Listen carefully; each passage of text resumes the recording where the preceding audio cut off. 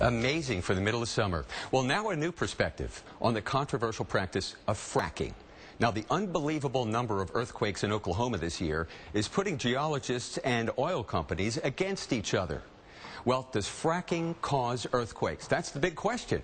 Well, our Dave Malkoff went to Oklahoma to see firsthand whether oil and gas extraction is to blame.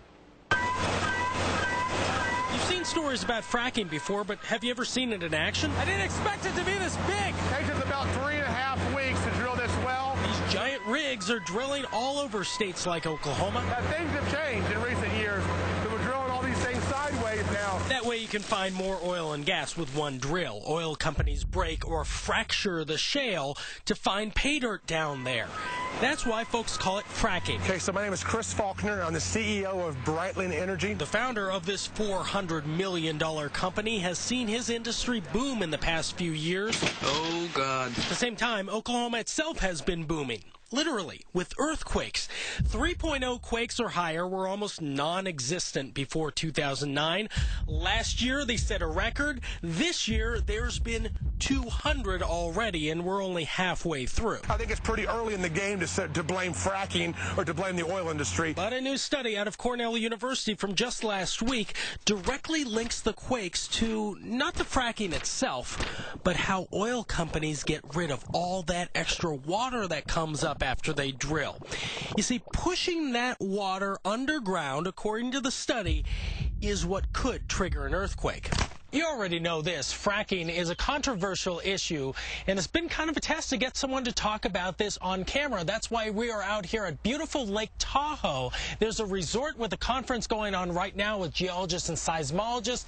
Maybe one of those guys will talk to us on camera. There are enough irate people. I try to distance myself from that. Dr. Austin Holland, one of Oklahoma's top seismologists, knows how touchy this all is. What we're seeing is completely unprecedented. Dr. Holland believes the wastewater makes fault lines so slippery We have active faults in Oklahoma that it causes those faults to move. People above feel that as an earthquake. It is truly remarkable, and we certainly have cases where we've identified earthquakes being caused by oil and gas activity. Yeah, but he hasn't said what it's caused by. Is it water injection? Is it fracking? I mean, one geologist for one state, I don't think is considered a pattern. Back in California, we found another seismologist who studied the wastewater injection and says that fluid can essentially lubricate the fault enough that these old faults slip a little bit. Oklahoma is beginning to crack down on how much water goes back underground and at what pressure. As scientists study what's causing these quakes, those drills keep spinning. The trouble these states have today, if there's a quick-to-pass judgment and to ban fracking or to ban drilling, all they're harming is the state for the tax revenue and the local landowners who are lucky enough to have us out here drilling on their land. Their checks dry up, and that's who loses. We still can drill on somewhere else. You know, one positive outcome of all this, in the eyes of Oklahoma earthquake experts, that is it's helping them discover new fault lines underneath Oklahoma they never knew existed before. In Davidson, Oklahoma, Dave Malkoff, the Weather Channel. Fault lines in Oklahoma, how about that? So how often are these quakes occurring? We'll take a look at this map.